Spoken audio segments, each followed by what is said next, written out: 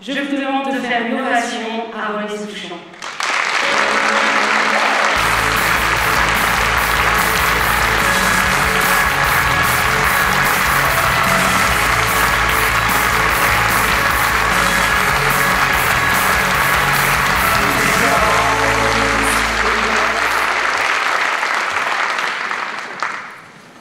Merci Anna, merci à tous et à toutes, chers amis, chers camarades.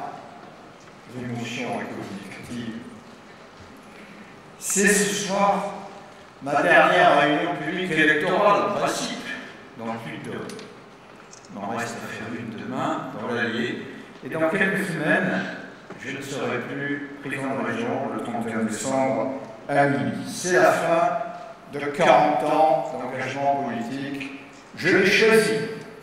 Mais ce n'est pas forcément facile de partir quand on se sent en pleine forme. Alors je suis un peu un passeur aujourd'hui, un passeur de messages. Et le premier message que je voudrais délivrer, en revenant au cœur de la campagne électorale, c'est que quels que soient les événements terribles que nous venons de vivre, nous devons recentrer nos préoccupations sur les attentes prioritaires des Français. Certes, la sécurité, mais la sécurité n'est pas une compétence régionale. Et quand on regarde les sondages, la première préoccupation des Français reste, même après le 13 novembre, l'emploi.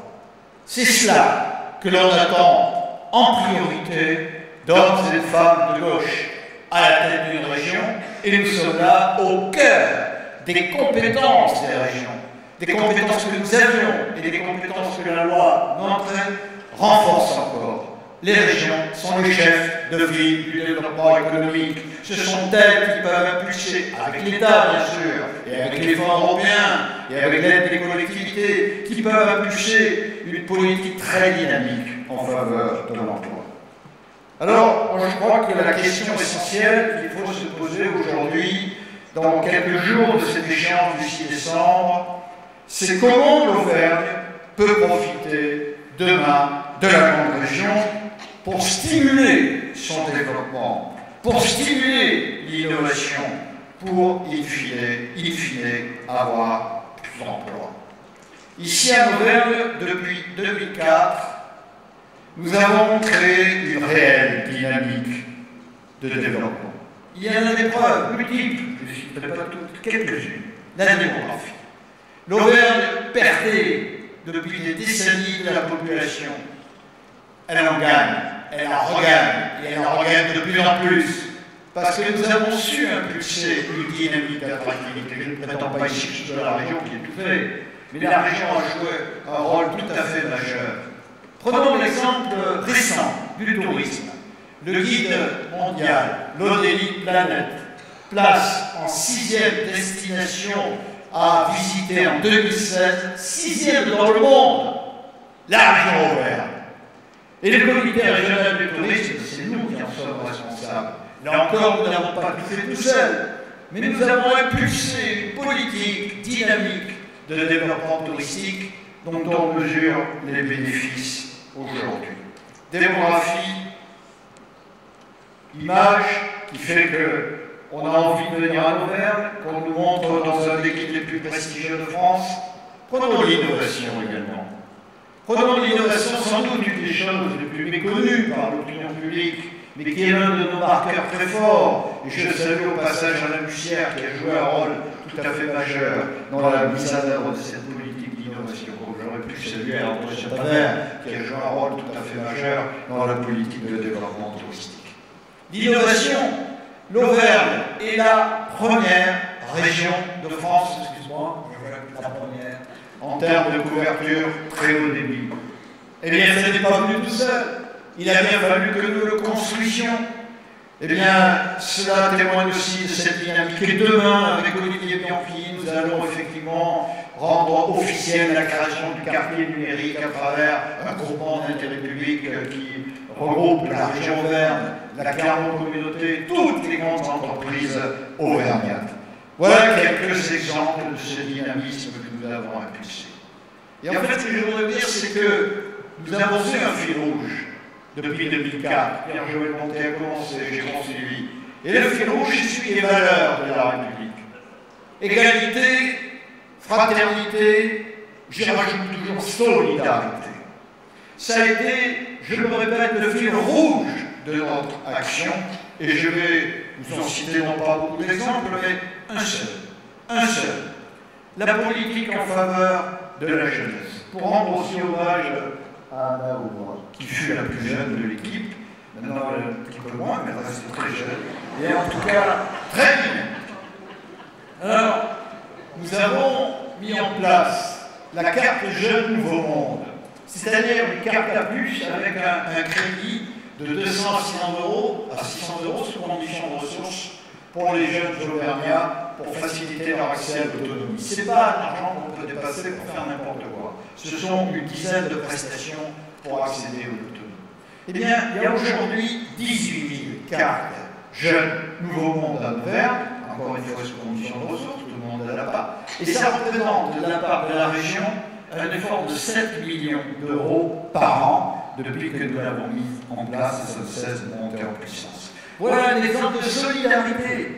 La jeunesse, grande cause régionale, nous l'avions déclarée en 2009, nous l'avons prouvé. Prenons les lycées. Là, les régions sont presque toutes des championnes en matière de modernisation des lycées. Mais la gratuité des manuels scolaires, ça n'a l'air de rien. La gratuité du premier équipement dans les lycées professionnels, ça peut paraître secondaire à beaucoup, mais ici, c'est fait à 100%. C'est-à-dire que l'élève qui rentre au lycée, il n'a rien dépensé depuis la rentrée 2014 pour ses livres ou pour ses équipements. Autre gratuité mise en œuvre, symbolique, peu connue, la gratuité des formations des aides-soignantes.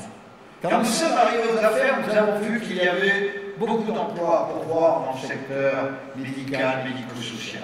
Et nous avons vu beaucoup de jeunes et de moins jeunes, de femmes, souvent parfois en difficulté, souvent même en difficulté, qui n'arrivaient pas à payer leurs études d'aide-soignante parce qu'elles étaient payantes.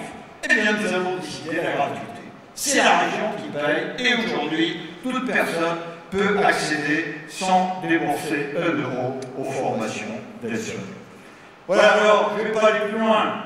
Cette dynamique que nous avons su créer au sein de la région Auvergne, eh bien, il faut la poursuivre dans la région Auvergne-Rhône-Alpes. Il faut la poursuivre avec toi, Jean-Jacques. Il faut la poursuivre avec nos policiers ici, Alain Bussière, Anna Aubroy, Hubert Cagnier et tous les autres que je salue et que j'encourage, ainsi que celles et ceux qui sont tête de liste ou bien dans la liste sur les autres départements. Alors, mes chers amis, chers camarades, à ce stade de mon propos, je voudrais vous dire qu'il faut démonter l'illusion du nouveau souffle. Le nouveau souffle, vous avez vu ça sur les affiches, vous avez vu ça sur la profession de foi, c'est le slogan de M. Wauquiez. Mais le nouveau souffle, c'est du vent. C'est du vent, et c'est du vent du passé. Le nouveau souffle, je vais vous montrer, c'est du populisme. Le nouveau souffle, c'est du mensonge. Alors j'ai préparé un petit florilège de tout ça. Quelques exemples de ces mensonges, de ces approximations, de cette démagogie. Mais avant d'évoquer les mensonges, je vais commencer par cela. Je vous dirai sans crainte d'être démenti qu'en 40 ans de carrière politique, je n'ai jamais rencontré quelqu'un qui mente avec autant d'aplomb que Laurent Wauquiez. Il peut vous dire n'importe quoi, mais il dit n'importe quoi, et il le dit avec une assurance incroyable. Alors, quelques exemples. Par exemple, le nouveau palais de la région. Palais, c'est lui qui emploie ce terme.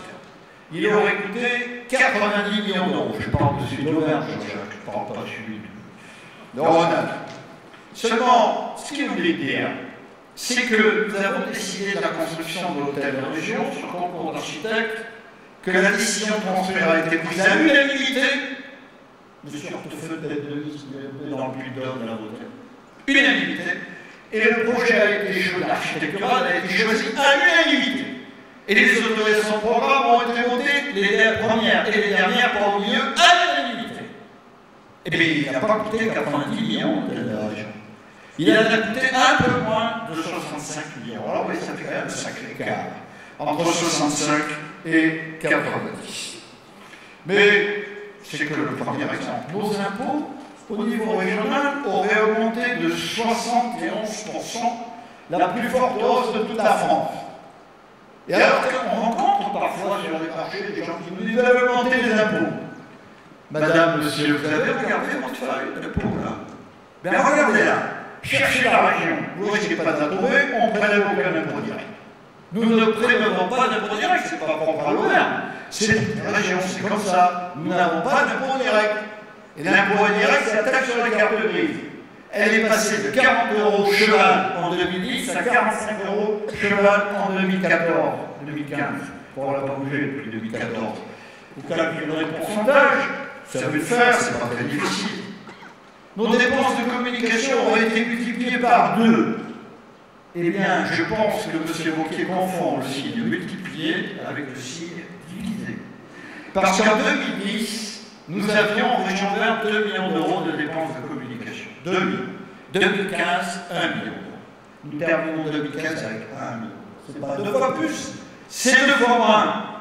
Et puis alors, après, alors là, il faut le faire. Il faut oser dire dans une profession de foi. Pour 1 € de subvention, 62 centimes s'évaporent en dépenses de fonctionnement. Alors, M. Wauquiez, qui est énarque, doit savoir que les dépenses de fonctionnement et les dépenses de gestion, c'est quand même pas tout à fait la même chose. Eh bien, il mélange tout. Alors, les dépenses de fonctionnement, par exemple, c'est la subvention que nous donnons à la SNCF pour faire circuler nos TER. Ce n'est pas de l'investissement, c'est du fonctionnement. Ça ne fait jamais 106 millions d'euros par an, etc., etc. Mais alors, si je reprends ce gros mensonge pour 1 € sur 62 centimes, c'est l'apport en dépenses de fonctionnement, la réalité, c'est que pour 1 € de subvention, il y a 5,4 centimes de coût de gestion, de dépenses de gestion. 1 €, 5,4 centimes. Poursuivons. Wauquiez, le vertueux, a renoncé à ses indemnités de ministre en 2012. Alors il faut oser le dire ça. Il faut oser l'écrire et faire dire à Carole Montier. Elle est peut-être bonne pour faire du ski, mais pour la gestion et pour la connaissance administrative, c'est autre chose. Enfin, elle répète ce que Wauquiez lui a dit.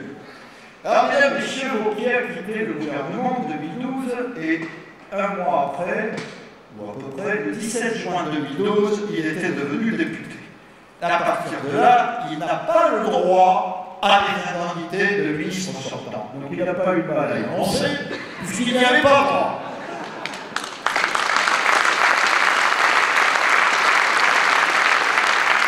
Alors il a annoncé également que s'il était élu président de région, ce que personne ne souhaite ici, il démissionnera de ses fonctions de maire de Puy. Mais le 12 janvier 2015, il n'y a pas longtemps, il a annoncé aux habitants du Puy, qu'on appelle les Poneaux, qu'il serait maire jusqu'en 2020. 3 jours avant de se déclarer candidat au régional. Alors là aussi, vous voyez un exemple parfait du mensonge, du double langage. Alors, encore quelque chose qui est pas mal. Ses présences à l'Assemblée. En 2007, porte-parole du gouvernement, il veut pénaliser les députés absents. C'est pas mal de pénaliser les députés absents. Mais aujourd'hui, Wauquiez est député. Et en 2015, il n'a siégé que 7 fois dans l'hémicycle. Depuis le 1er janvier, il a siégé 7 fois. C'est facile à vérifier. Vous allez sur Internet, site de l'Assemblée, il y a la présence de tous les députés. 7 fois. Et il a réussi cet exploit d'être absent de l'Assemblée le jour du vote de l'état d'urgence. Ce jour-là, il était en réunion électorale à Arpajon-sur-Cère, banlieue d'Aurillac. Il faisait campagne électorale. Il n'a pas été présent, il a donné le pouvoir. La démagogie maintenant. Réduction des indemnités des élus.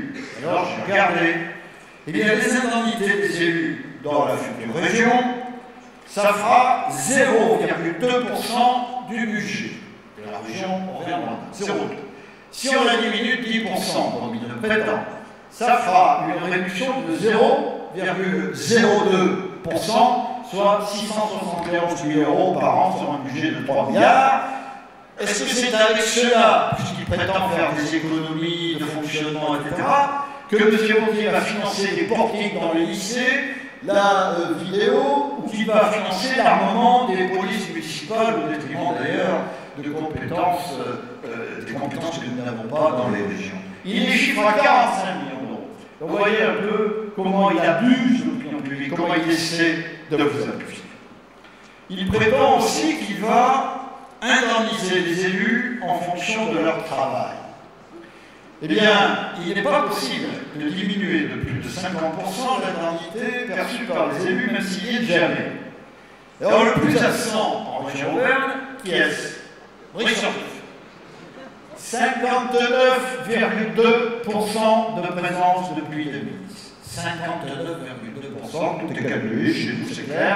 Donc lui, on lui enlève la moitié de son indemnité, il nous fait régulièrement une lettre pour me dire que c'est pas sa faute s'il est absent, qu'il est pris ailleurs. Voilà. Bon, moi je réponds règlement à 50% de moins. Mais quand vous pensez qu'on nous promet aujourd'hui, celui qui est absent à l'Assemblée, qui a peut-être des depuis d'homme, qui est la plus absente de tous les conseils régionaux, qui nous promet de pénaliser ceux qui ne sont pas présents, c'est aussi se moquer de l'opinion publique. J'ai encore retenu quelques petites choses. Quelques petites choses qui montrent qu'on est vraiment avec un vent qui souffle fort du passé. Figurez-vous que M. Wauquiez propose, pour créer des emplois, d'attribuer une prime de 2 000 € par nouvel emploi créé dans une entreprise. Ça nous ramène à Giscard. Parce que Giscard a fait ça. Et nous, on l'a supprimé en 2004, parce que l'évaluation montrait bien entendu que ça ne servait à rien, que c'était de l'effet d'aubaine. Donc en matière de souffle nouveau et de perspective pour demain, c'est un retour à ce qui se passait hier.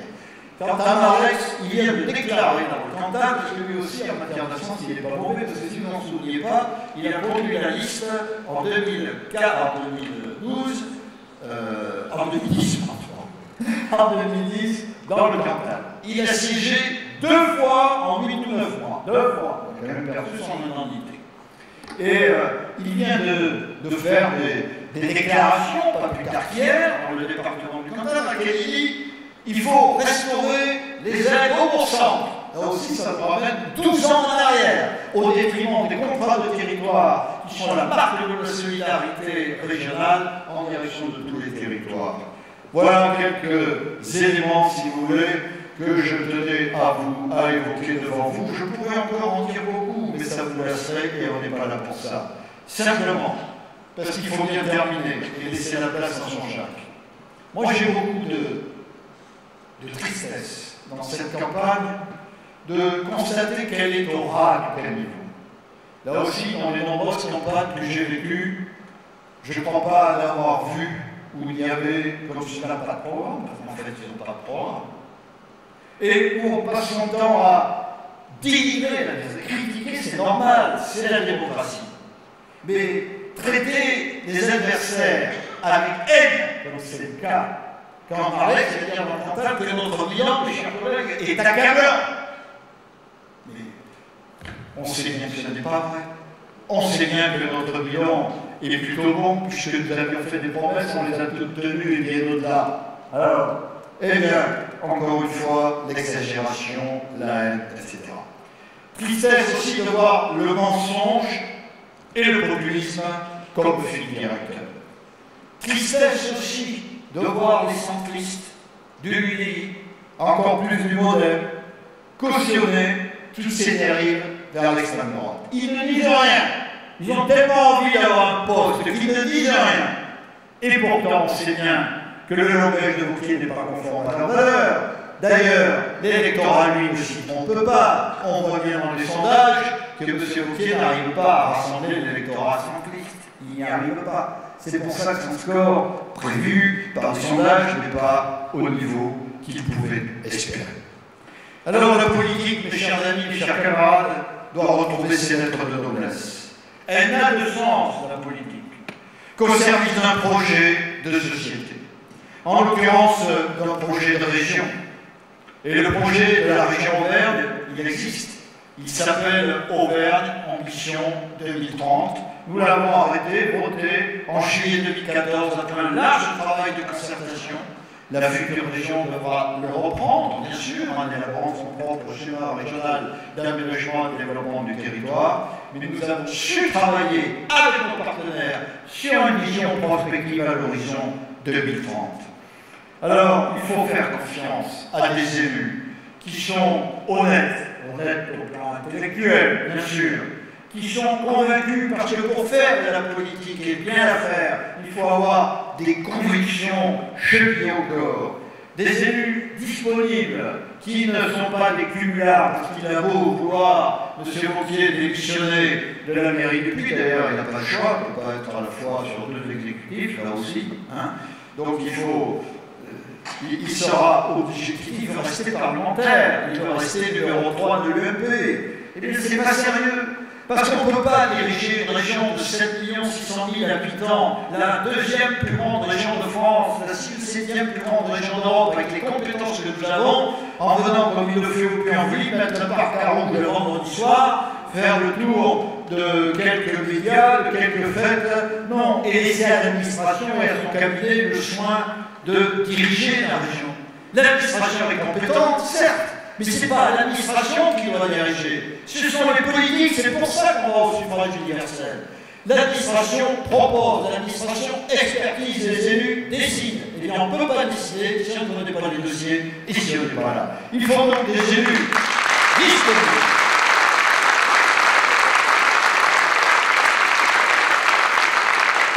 On ne bâtit pas durablement sur le mensonge, sur un discours d'exclusion, sur un discours de haine, sur un discours de division. Alors donnons les moyens d'agir à ceux qui incarnent le progrès social, à ceux qui incarnent les valeurs humanistes. L'avenir de la grande région, c'est Jean-Jacques Caral et ses colistiers qui sont ici. Je leur souhaite plein succès. Vive la France et vive la République!